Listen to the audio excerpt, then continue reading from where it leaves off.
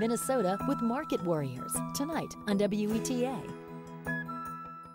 Also available in HD.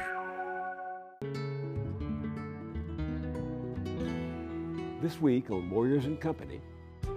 Our system, capitalism, which we finally have to debate now that it is so dysfunctional, our system isn't working. It isn't producing for the mass of people. And an economic system is only as acceptable, or should be, as its performance. And it's an incredible irony that the people who put food on our tables use food stamps at twice the rate of the rest of the U.S. workforce, meaning that the people who put food on our tables can't afford to put food on their own families' tables. Funding is provided by Carnegie Corporation of New York, celebrating 100 years of philanthropy and committed to doing real and permanent good in the world. The Kohlberg Foundation, Independent Production Fund, with support from the Partridge Foundation, a John and Polly Guth charitable fund.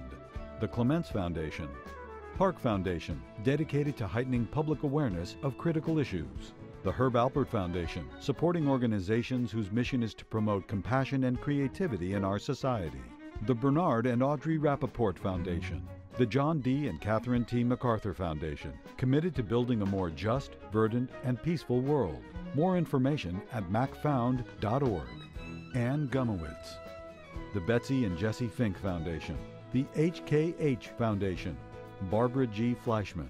And by our sole corporate sponsor, Mutual of America, designing customized individual and group retirement products. That's why we're your retirement company.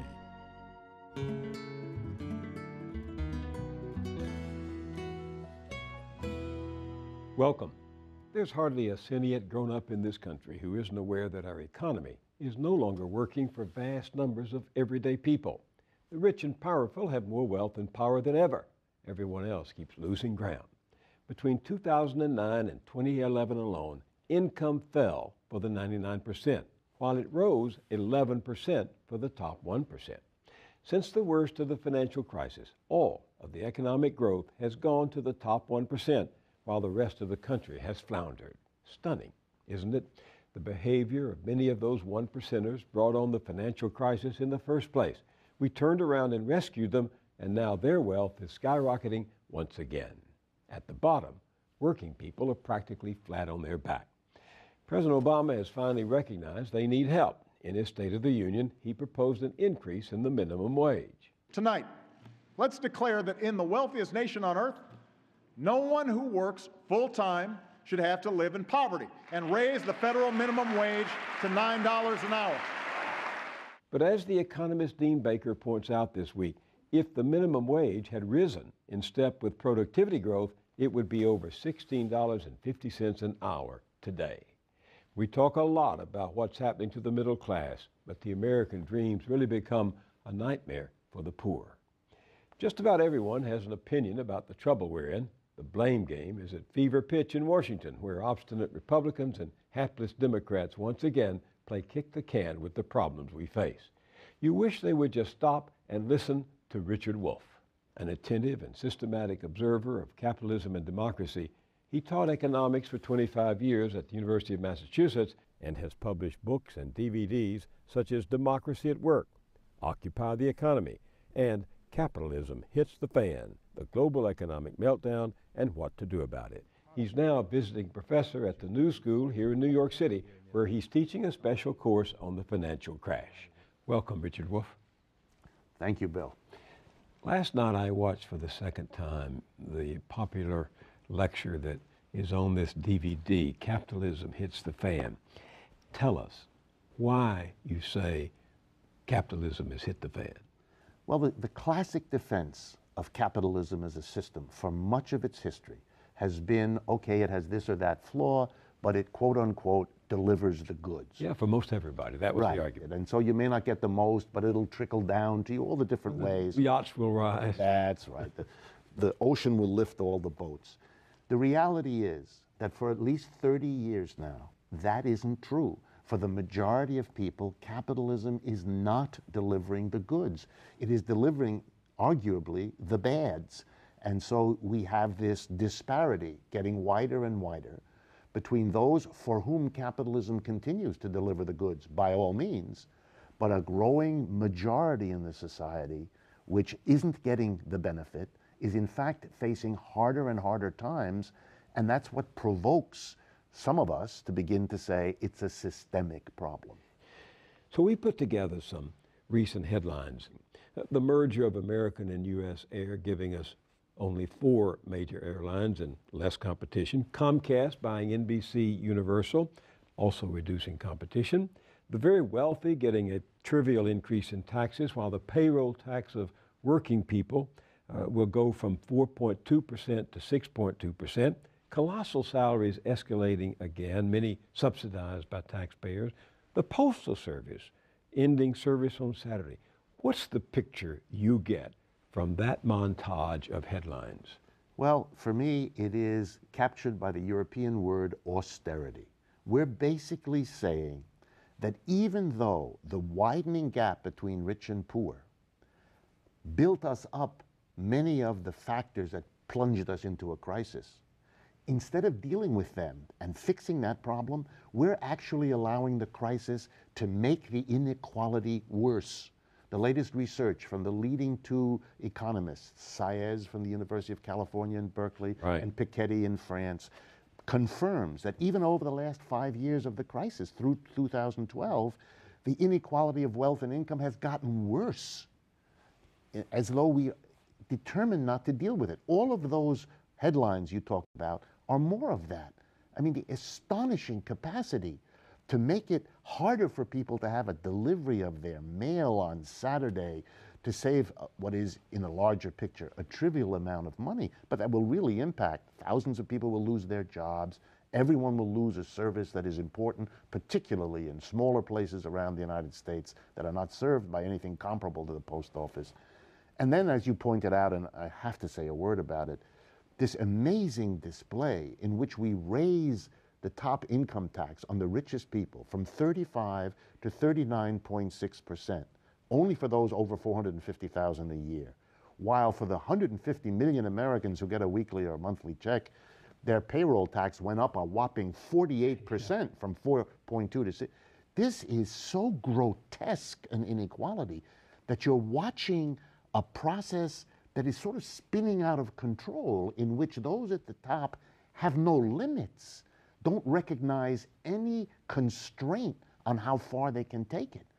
If workers at the bottom get the increase in the minimum wage that President Obama proposed in his State of the Union message, they will still be faring less well than their counterparts did 50 years ago. That's right. What does that say to you? The peak for the minimum wage in terms of its real purchasing power was 1968. It's been basically declining with a couple of ups and downs ever since.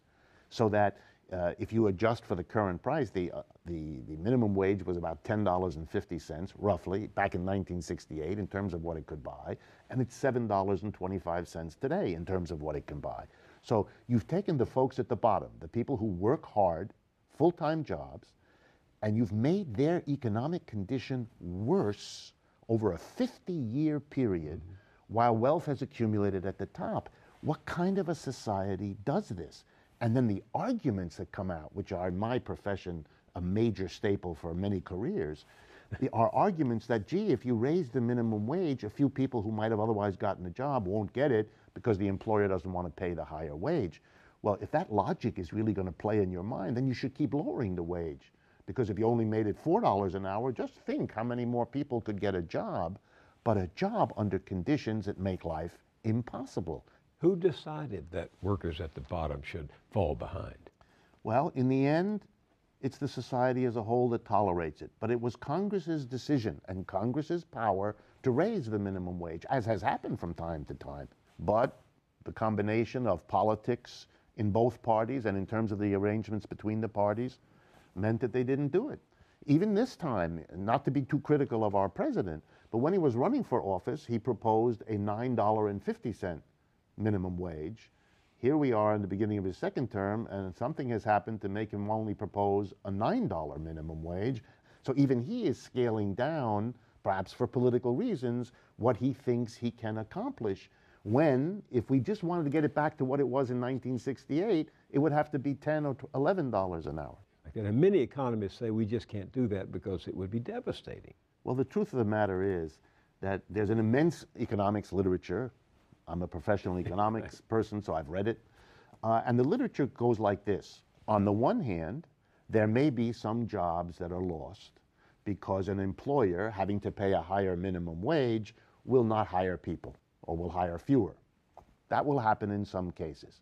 But against that, you have to weigh something else.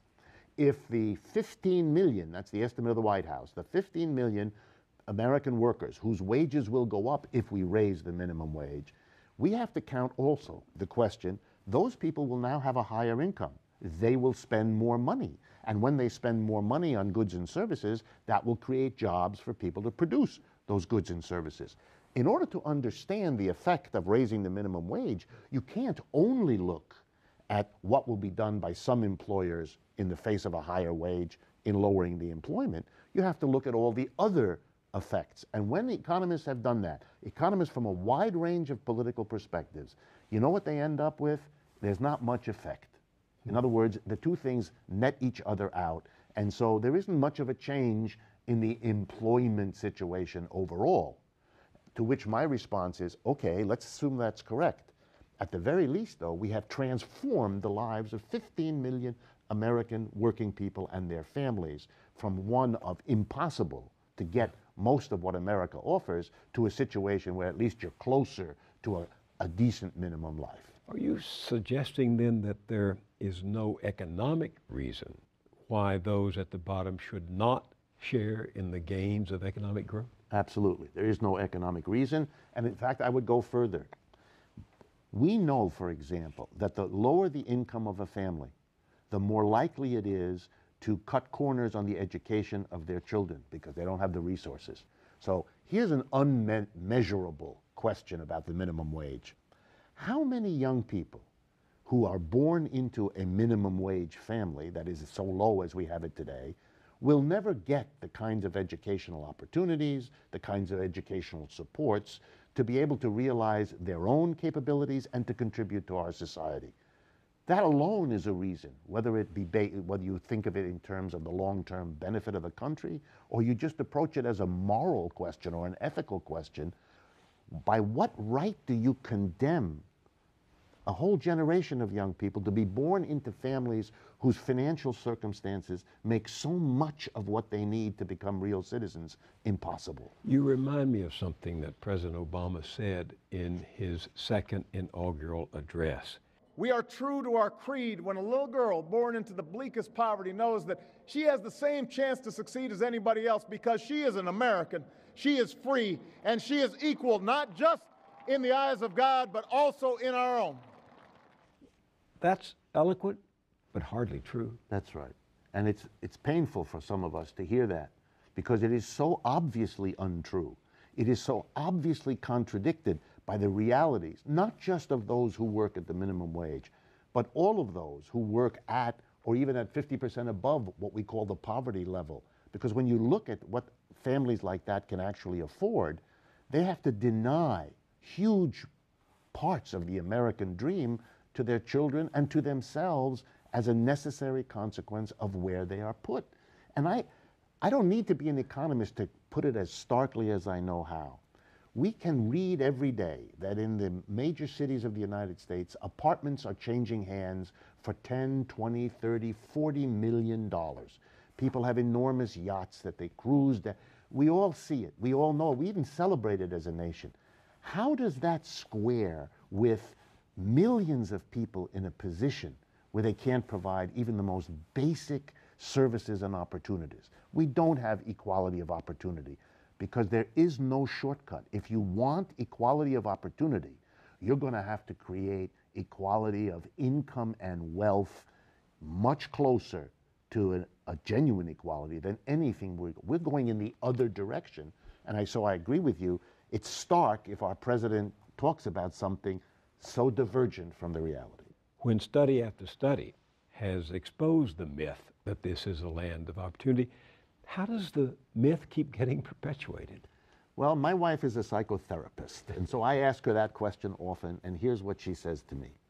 Often, people cling all the harder to an idea precisely because the reality is so different and becoming more different. In other words, I would answer, the myth of equal opportunity is more attractive, more beautiful, more something people want to hold on, the more they know it's slipping away. And they would like to believe that this president or any president who says it might somehow bring it back. When you say that there's no economic argument that people should be kept at the, should not share in the gains of economic growth, the response is, well, that's what the market bears. Well, you know, in the history of economics, which is my profession, it's a standard play on words. Instead of talking about how the economy is shaped by the actions of consumers in one way, workers in another way, corporate executives in another way, we abstract from all of that and we create a myth or a mystique. It's called the market. That way you're absolving everybody from responsibility. It isn't that you're doing this, making that decision in this way. It's rather this thing called the market that makes things happen. Well, every corporate executive I know knows that half of his or her job is to tweak, manipulate, shift, and change the market. No corporate executive takes the market as given. That may happen in the classroom, but not in the world of real business. That's what advertising is. You try to create the demand if there isn't enough of it to make money without doing that. You change everything you can. So the reference to a market, I think, is an evasion. It's an attempt to make abstract the real workings of the economy so nobody can question what this one or that one is doing. But let me take it another way. To say that it's the market is another way of saying it's our economic system that works that way. That is a very dangerous defense move to take. Why? Because it plays into the hands of those like me who are critical of the system. If indeed it isn't this one or that one, it isn't this company's strategy or that product's maneuver, but it is the market, the totality of the system that is producing unconscionable results, multi-million-dollar apartments next door to abject poverty, then you're saying that the system is at fault for these results. I agree with that, but I'm not sure that those who push this notion of the market makes it happen have thought through where the logic of that defense makes them very vulnerable to a much more profound critique than they will be comfortable with. You graduated from Harvard, Right? then Stanford, Right? then Yale. That's it. Was this the economy you were taught at those three elite institutions to celebrate? No, no, this is the economy that I came to understand is the reality. For me, and I learned things at all those institutions, it's not that. I came to understand that in America, economics is a split, almost a schizophrenic kind of pursuit. And let me explain. On the one hand, there are the departments of economics in colleges and universities across America. But side by side with them is an entire other establishment that also teaches economics. You don't have that in other disciplines. There aren't two history departments or two anthropology departments or two philosophy. So what is this? I looked into this.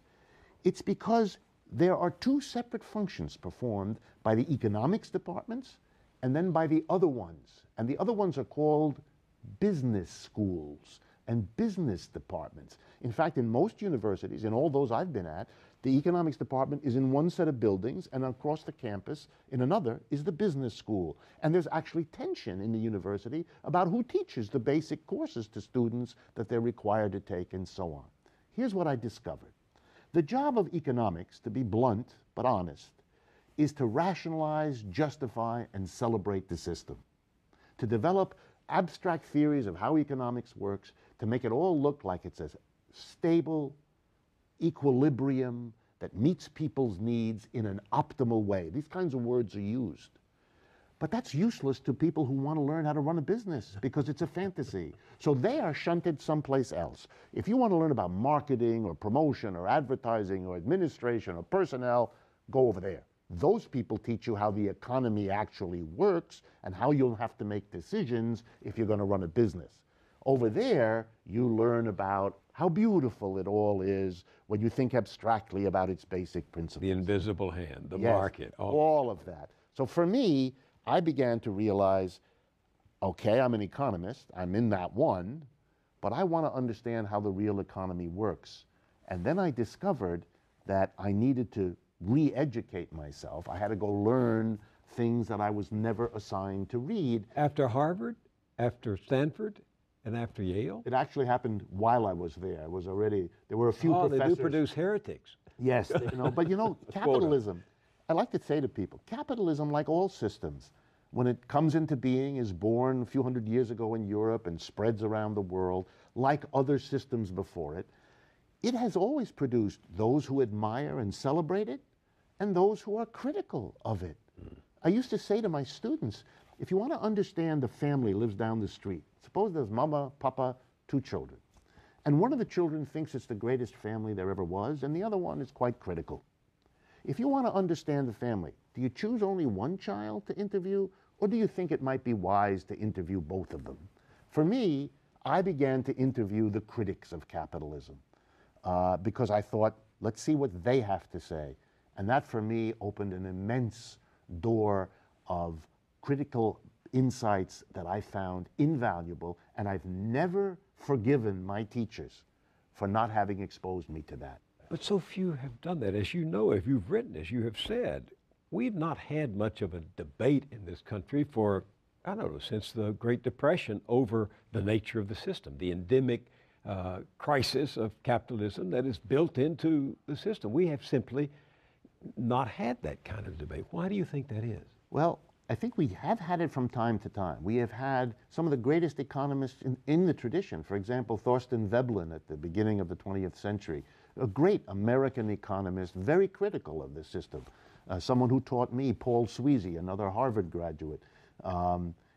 These are people who have been around, and at various times in our history, the beginning of the 20th century, during the 1930s, again in the 1960s, there was intense debate. There has been that kind of thing in our history.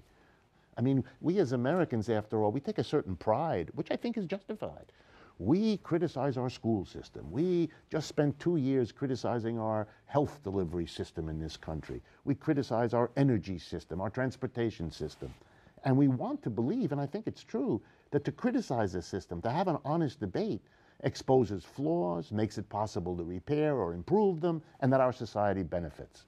But then how do you explain, and that's your question, that we don't do that for our economic system? For 50 years, when capitalism is raised, you have 2 allowable responses: celebration, cheerleading. Yeah. Okay, that's very nice, but that means you have freed that system from all criticism, from all real debate. It can indulge its worst tendencies without fear of exposure and attack. Because when you begin to criticize capitalism, you're either told that you're ignorant and don't understand things, or, with more dark implications, you're somehow disloyal. You're somehow a person who doesn't like America or something. Yeah, that emerged, as you know, in the Cold War. That emerged when to criticize the American system was to play into the hands of the enemies of America, the communists. And so it became disreputable and treasonous to do what you're doing today. And for my colleagues, it became dangerous to your career. If you went in that direction, you would cut off your chances of getting a university position or being promoted and getting your works published in journals and books, the things that academics need to do for their jobs. So yes, it was shut down and shut off. And I think we're living the results. You know, if I were of the silence. Of the lack of debate. We're living in an economic system that isn't working. I guess I'm a little bit like one of those folks in the 12-step programs. Before you can solve a problem, you have to admit you got one. And before we're going to fix an economic system that's working this way and producing such tensions and inequalities and strains on our community, we have to face the real scope of the problem we have, and that's with the system as a whole. And at the very least, we have to open up a national debate about it. And at the most, I think we have to think long and hard about alternative systems that might work better for us. I was intrigued to hear you say elsewhere that this is not just about evil and greed. And yet you went on to say capitalists and the rich are determined not to bear the costs of the recent bailouts or the crisis itself. You even go so far as to suggest, as to question their patriotism and that they may not have the country's interest at heart. If that's not greed, what is it? Well, I think it isn't greed, and let me explain why. Yes, I'm critical of corporations and the rich because they do call the shots in our society, and so that brings on them a certain amount of criticism, even though they don't like it. So I will do that. But beyond that, let me absolve them in the following way. Bankers do what this system goads them to do. If you talk to a banker, he or she will explain to you, these are the things that will advance the interests of my bank, these are the problems I have to overcome, and that's what I try to do. And my understanding, and I've looked at this in great detail, is that that's correct. They're not telling a story, they're doing. They're following the rules.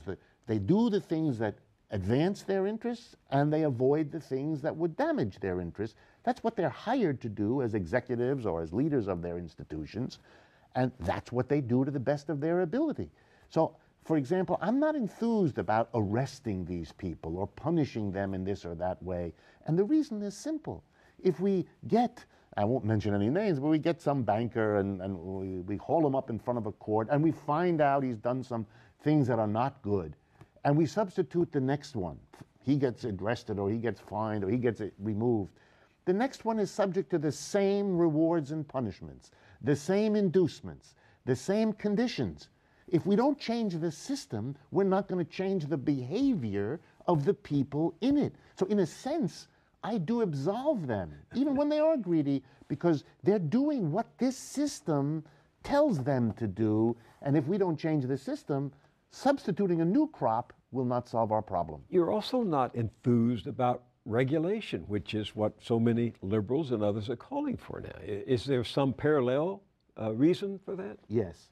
I find it astonishing to hear folks talk about regulation. We regulated after every one of our great panics in the 19th century. By the way, in those years, we were more honest. We didn't refer to a Great Recession. We used much more colorful language. The panic of 1857. That describes what people felt. Anyway, after every one of our panics, crises, recessions, depressions, we have regulated. And the regulations were always defended, first by lower level officials and eventually by the president and the highest authorities, usually on two grounds. With this regulation, not only will we get out of the crisis we're in, but, and then there was a pregnant pause, we will prevent a recurrence of this terrible economic dilemma. It never worked.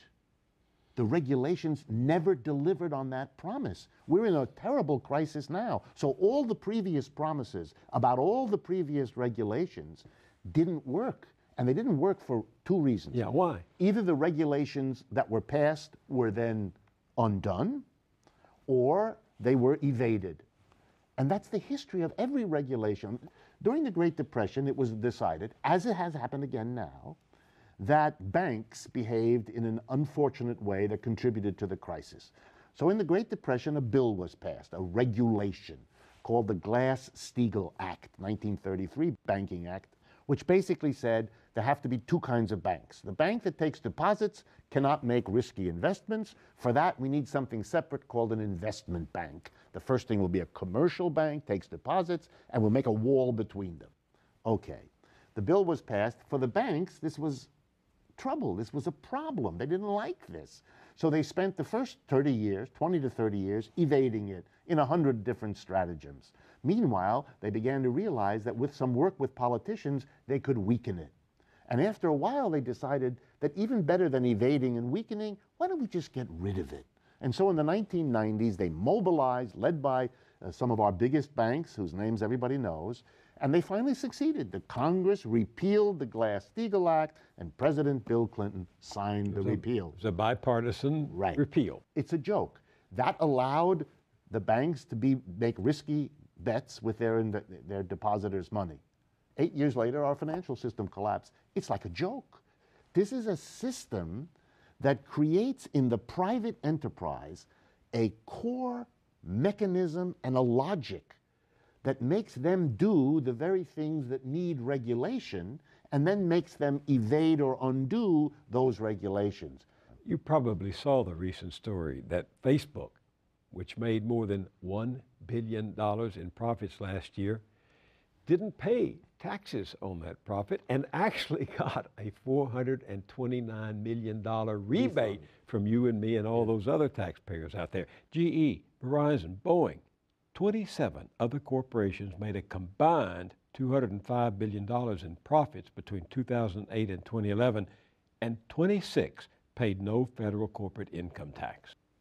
What will ultimately happen, Richard, if the big winners from capitalism opt out of participating in the strengthening, nurturing, and financial support of a fair and functioning society? Well, the worst example I just learned about a few days ago, and I got it actually from Senator Bernie Sanders from Vermont, that during the very years 2009, 10, and 11, that the federal government was basically bailing out the biggest banks in the United States, they were busily establishing or operating subsidiaries in the Cayman Islands in the Caribbean in order to evade taxes. It's a wonderful vignette in which the very government pouring money to salvage these private capitalist institutions is discovering its own revenue from them being undone by their evasion of the regulations about income tax by moving to Cayman Islands where the corporate tax is zero instead of paying their corporate tax in New York or wherever they're based.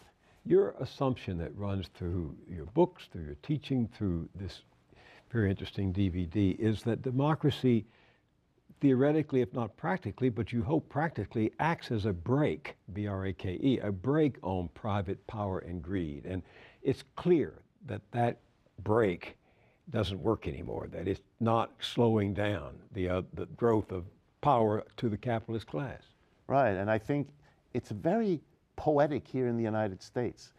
In the 1930s, when we, after all, had a crisis even worse than the one we have now by most measures, higher unemployment and greater incidence of poverty and so on, we did still have a political system that allowed pressure from below to be articulated politically. We had the greatest unionizing drive in the history of the United States, the CIO. We had strong socialist and communist parties that worked with the CIO, that mobilized millions of people into unions who had never been in unions before. And they went to the power structure at the time, President Roosevelt as its emblem. And they said, you have to do something for us. You just have to, because if you don't, then the system itself will become our problem. And you don't want that, and many of us in the union movement don't want it either, although some of the socialists and communists might have been quite happy to go that direction. Right. And I think Roosevelt was a genius politician at that time. He understood the issue. He went to the rich and the corporations of America, the top, who had become very wealthy at that time, and he basically said to them, you must give me, the president, the money to meet at least the basic demands of the mass of people to be massively helped in an economic crisis. Because if you don't, then the goose that lays your golden egg will disappear. And he split the corporations and the rich. Half of them were not persuaded, and I believe they represent the right wing of the Republican Party to this day, but the other half were, and they made the deal. And so we have this amazing thing. Politics, the threat of the mass of people from below to politically act to change the system, led us to see something was almost unimaginable today. A president who in the depths of the Depression creates the Social Security system, giving every American who's worked a lifetime of 65 years a check for the rest of their life every month. He created unemployment compensation to give those millions of unemployed a check every week. And then to top it off, he created and filled 12.5 million federal jobs because he said the private sector either can't or won't do it. So in the midst of a terrible depression, when every level of government says there's no money, Mr. Roosevelt proved there is the money. It's just a question of whether you have the political will and support to go get it. And when people listen to me explain this history, And it's always amazing to me how many Americans kind of never No, got that part. But when I do that, and they say, well, that's a very risky thing for a politician to do, support the mass of people by taxing the rich, unthinkable.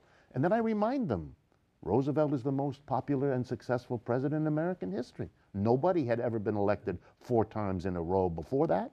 And it was so upsetting to the Republicans, and after Mr. Roosevelt died, they pushed that law through that gives us a term limit of 2 presidential terms. So it wasn't the end of his political career. It made him the most powerful, popular president we've ever had. There must be a lesson here somewhere. Well, it was one of the few times in history in which the political elites and a few financial elites formed an alliance for the people. Right. And yet, Richard, it still took the war to create the spending that pulled us out of the Depression, right? Right, because there were always large groups of corporations and the rich who were angry at all of this, as they are today, who didn't want to pay higher taxes, much higher than corporations pay today, who didn't want to pay high personal income tax rates, much higher than they are today, but they had to. People don't remember, in 1942, President Roosevelt proposed a top income tax bracket of 100%. His bill that he sent to the Congress, a proposal, was that anyone who earns over $25,000, which would be roughly $350,000 a year now in current dollars, would have to give every nickel of it beyond the 25 to the government, 100%. That's a maximum income. The President of the United States, with massive popular support. And when the Republicans said, no, we can't do that, they fought. And the compromise was a 94% top rate compared to the 39.6 that we have today. I mean, you can see there that was a lesson that I believe the corporations and the rich in America have learned. They saw that they were forced between 2 choices, a real revolutionary possibility or a compromise. They voted for the compromise. They gave the mass of people real support, far better than anything they're getting now. And they did that because politics was a real possibility to undo their economic system. After the war, I think our history is the history of the destruction of the communist and socialist parties first and foremost, and of the labor movement shortly thereafter, so that we now have a crisis without the mechanism of pressure from below, and that may look to those on top as an advantage because they don't have that problem. They don't have a CIO, they don't have socialists and communists the way they do in Europe. But I think it's a Pyrrhic victory, because what you're teaching the mass of the American people is that politics, debate, and struggle is a dead end. And if you think people are just going to sink into resignation, that's wishful thinking. They're going to find other ways to protest against a system like this because the pressures are building in that direction. I think this is a capitalism that I would say has lost its sense of its social conditions, its social limits. It is killing the mass support without which it cannot survive. It is creating tensions and hostilities that will take left-wing, right-wing, a variety of forms, but it's producing its own undoing and doesn't imagine it because it focuses so much on making more money in the normal way of business that it somehow occludes from itself. It doesn't see the larger social conditions and what its behavior is doing to them. For a moment, wasn't there a kind of quirky or eccentric symbiosis between the Tea Party and Occupy Wall Street? Because in their own different ways, they were reacting to the colossus that was coming apart all around them and upending their lives. Absolutely. I think in country after country going through this crisis, you're seeing more or less the same thing. An upsurge of right-wing agony and hostility and opposition to what's happening in this capitalist system, and the left-wing one. And what only differs from country to country is the balance between the two. And I think the Tea Party comes first, because being a right-wing party in this country is much easier, much more socially acceptable to form, and there's the old roots of it anyway in the John Birch societies and all the rest in American history. So we have a Tea Party resurgence, then echoed a couple years later by the Occupy Wall Street, which is a left-wing response to all of this. And I don't think we've seen the end of either of these.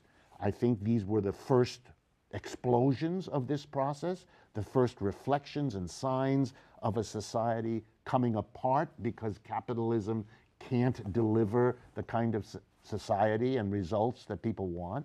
And I think we're going to see more of it, and there may be different forms of it, but it is part of a system that has come, I think, closer and closer to its historical, if not end, then a severe crisis. But there is no agitation here. People seem not to know what to do here. Right. I think Americans are a little bit like deer caught in the proverbial headlights. They thought that they were in a society that kind of guaranteed that each generation lives better than the one before, that the American dream gets better and better and is available. They promised when they got married to one another to provide the American dream to each other, and then they promised their children to provide it to them, that the children would have a good education, that children would have the opportunity. They can't quite believe that it's not there anymore. You know, for 30 years, as the wages in America stopped rising since the 1970s, Americans reacted by doing two things, because they couldn't give up the idea that they were going to get the American dream. How do you buy the American dream, which becomes ever more expensive, if your wages don't go up per worker, per hour, which they haven't since the 70s? The first thing you do is send more and more people out to work. The women went out in vast numbers. Older people came out of retirement. Teenagers did more and more work. Here's a statistic. The OECD, leading agency gathering data on the world's developed economies, shows that the average number of hours worked per year by an American worker is larger than almost any other developed country on this planet. We work ourselves like crazy. That's what you do if the wages per worker don't go up. You send out more people from the family in order to be able to get that American dream. But of course, if you do that, everybody's physically exhausted. The stresses in your family become more powerful. What's happened to American families is a well-known result over the last 30 years. But the other interesting thing to hold on to the American dream that Americans did when their wages didn't go up anymore was to borrow money like it's going out of style. You cannot keep borrowing more and more if your underlying wage is not going up, because in the end, it's the wage that enables you to pay off what you've borrowed. And it was only a matter of time, and 2007 happened to be that time, when you couldn't do it anymore. You couldn't borrow anymore because you couldn't pay it back. And so you stopped your mortgage, or you stopped your credit card payment, or you couldn't make your car payments. And this is a situation that explodes the expectations of a good life. And I think Americans are stunned, and they haven't yet kind of gotten their heads and their arms around the reality they face. And so we see people in shock, if you like. I mean, I'm stretching the metaphor, but the American dream that they thought they could access, that they were told they could access if they just worked hard or went to school or both of them, it's not there. A whole generation of young people is learning that in order to get the education without which the American dream is not possible, you have to borrow so much money that your whole situation is put in a terrible vice. Then you discover at the end of your 4 years and you have your bachelor's degree that the job you had thought you were then entitled to and the income you thought would go with it, they're not there. And yet you have the debt.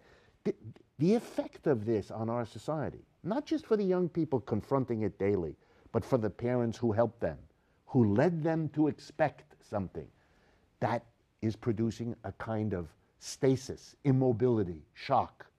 But beware, if my psychiatrist wife is right, as she usually is, what happens after that period of stasis, of shock, is a boiling over of anger as you kind of confront what has happened and that you were deceived and betrayed in your expectations, your hopes. And then the question is, where does that go? I'm struck by the fact that you give a fairly dire, a dire analysis of what's happened to us in the last several years, but at the end of both your book and of your lecture, you don't wind up cynical or pessimistic. Not at all.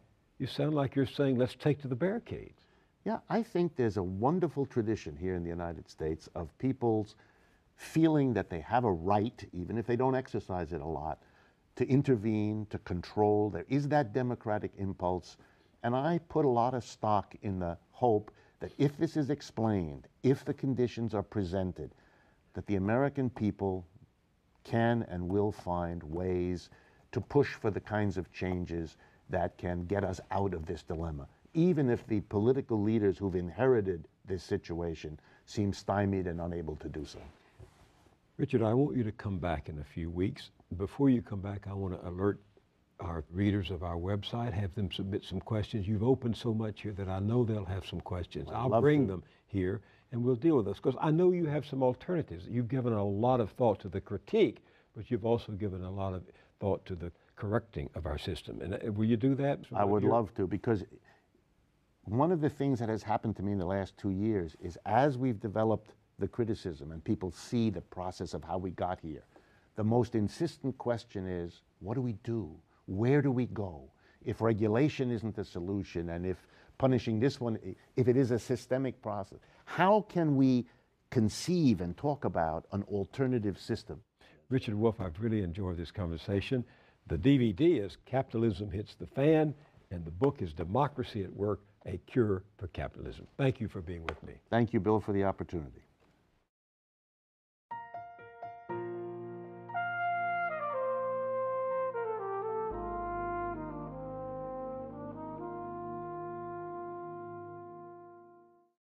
You heard Richard Wolff say, there are very good reasons to be angry at capitalism's takeover of democracy. But he went on to say, don't write off the democratic impulse that is at the heart of the American promise. It can break out anytime, anywhere. Here's an example. The day after President Obama's State of the Union, restaurant employees marched on Capitol Hill in support of a fair deal for workers who live by customer tips. What we want is justice in our industry, J.U.S. Although those tips are often meager or non-existent, for the past 22 years, these workers have been stuck at a federal minimum wage of $2.13 an hour.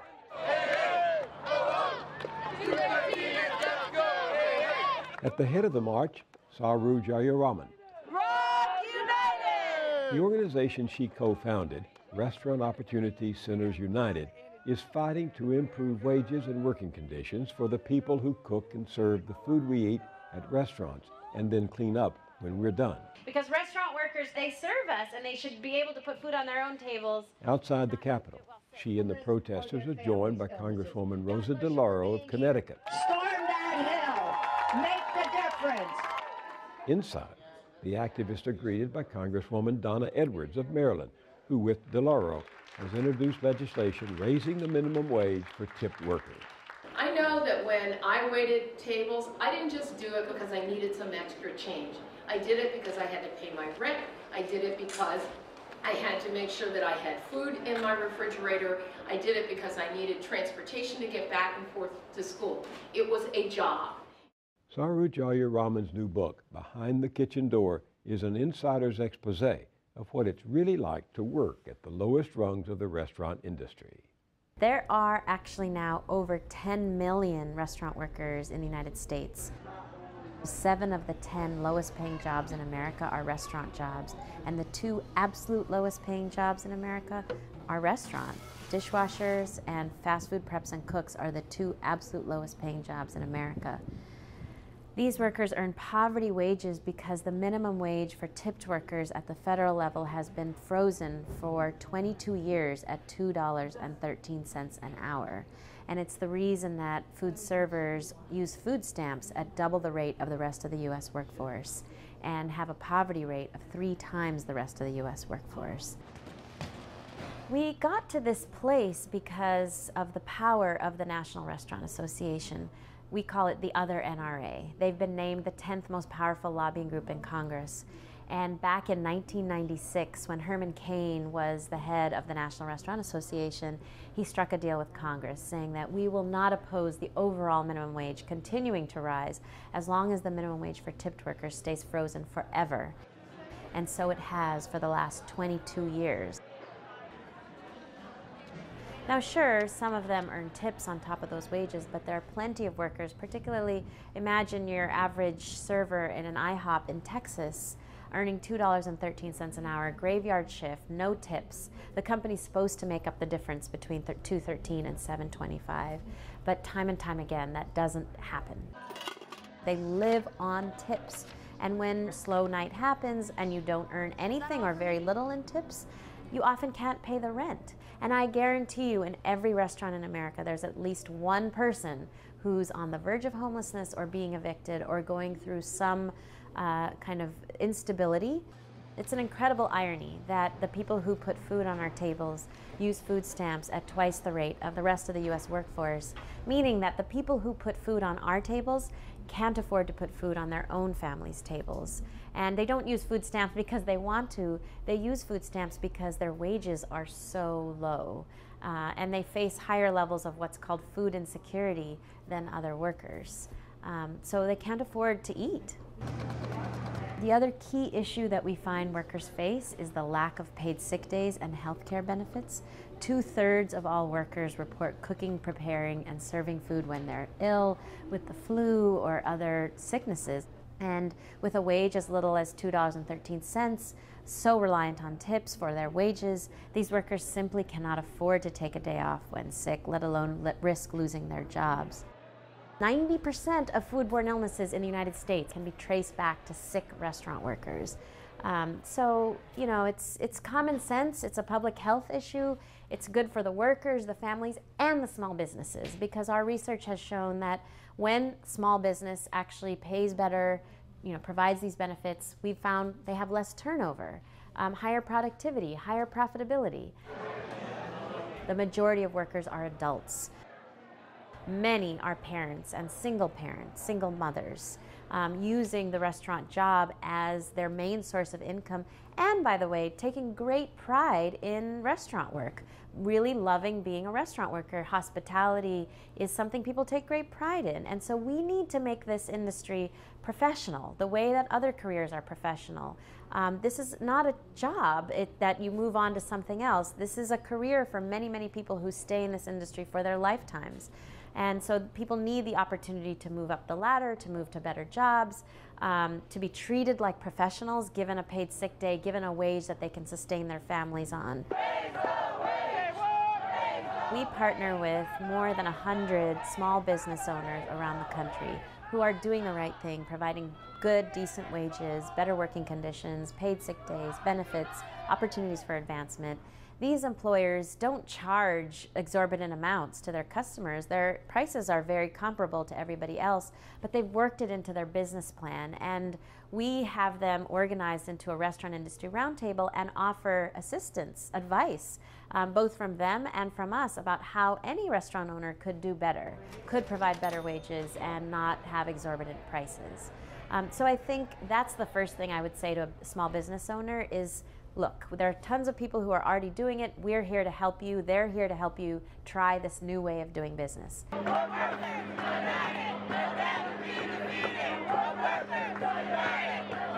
Acting on that democratic impulse, Saru Jayaraman and the protesting workers marched from Capitol Hill to the Capitol Grill Steakhouse, owned by one of the biggest restaurant chains in America.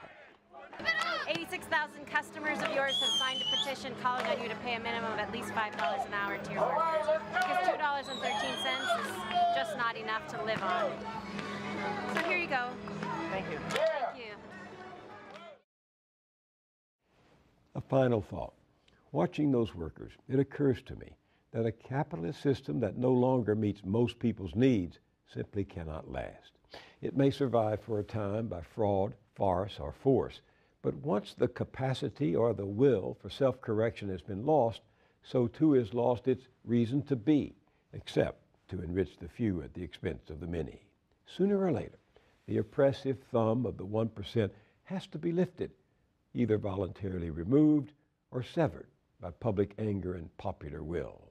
For the moment, those restaurant workers still believe in democracy, still believe they can undo politically what predatory capitalism has done to them economically, still believe their cry for justice will be heard. And if it isn't, what then are their choices?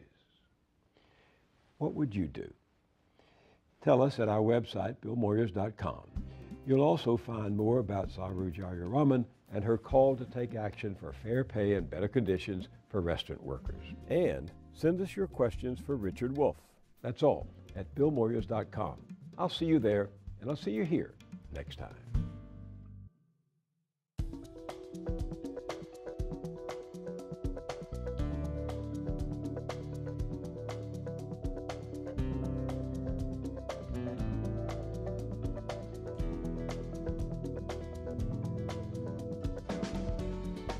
Don't wait a week to get more Moyers.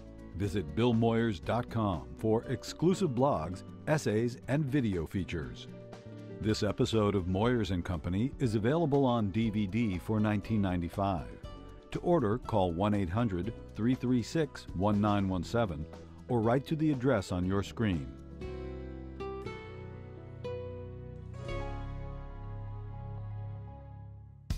Funding is provided by Carnegie Corporation of New York, celebrating 100 years of philanthropy and committed to doing real and permanent good in the world. The Kohlberg Foundation, Independent Production Fund, with support from the Partridge Foundation, a John and Polly Guth charitable fund. The Clements Foundation, Park Foundation, dedicated to heightening public awareness of critical issues. The Herb Alpert Foundation, supporting organizations whose mission is to promote compassion and creativity in our society. The Bernard and Audrey Rappaport Foundation, the John D. and Catherine T. MacArthur Foundation, committed to building a more just, verdant, and peaceful world. More information at macfound.org. Ann Gumowitz, the Betsy and Jesse Fink Foundation, the HKH Foundation, Barbara G. Fleischman, and by our sole corporate sponsor, Mutual of America, designing customized individual and group retirement products. That's why we're your retirement company.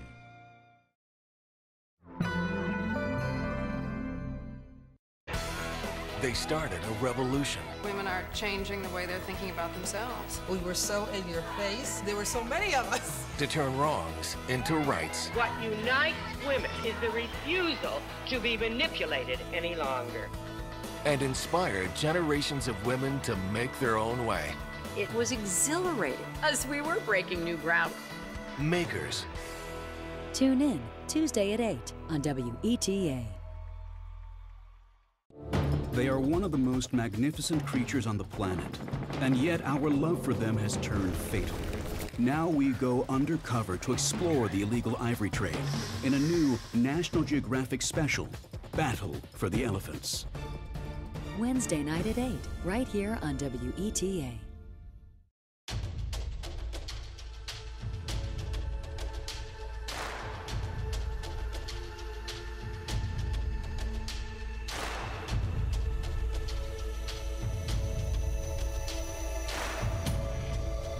Enter an exciting world of natural extremes on a special night of jungle.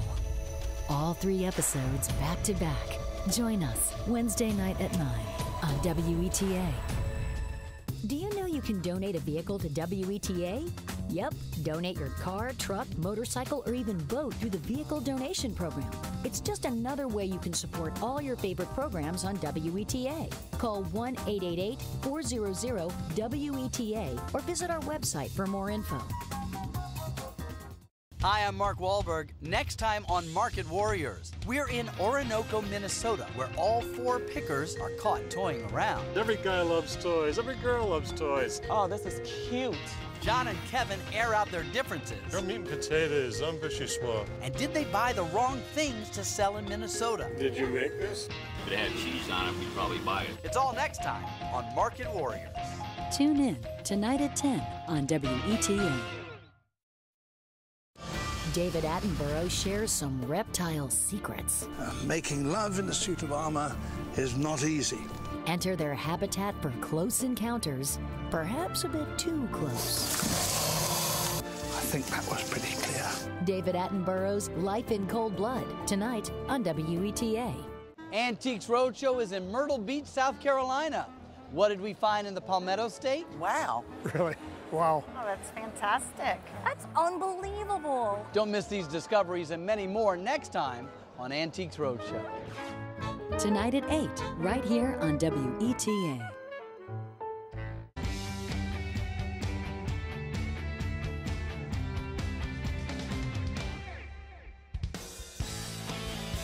Tonight on WETA, head to Myrtle Beach on Antiques Roadshow at 8.